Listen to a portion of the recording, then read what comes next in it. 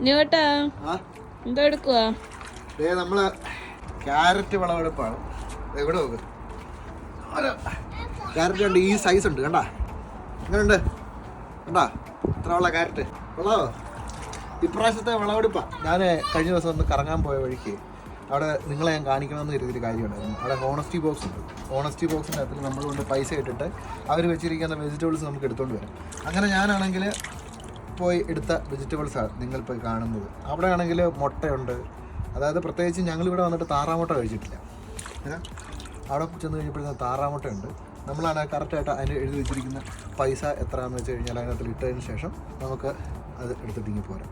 പിന്നെ ഈ പച്ചക്കറിയുടെ ഒക്കെ ആണെങ്കിൽ അതിനകത്തിൽ എഴുതി വെച്ചിരിക്കുന്ന വില സത്യസന്ധമായിട്ട് അതിൽ നിക്ഷേപിക്കുക എന്നുള്ളതാണ് അതിൻ്റെ ഒരു ഐഡിയ. എനിവേ ഇവിടെ ഉള്ളവരാരും അങ്ങനെ കള്ളം കാണിക്കാറില്ല. പോയിട്ട് സാധനം എടുത്തിട്ട് കറക്റ്റായിട്ടുള്ള പൈസ നിക്ഷേപിച്ചിട്ട് ഈ പോരും.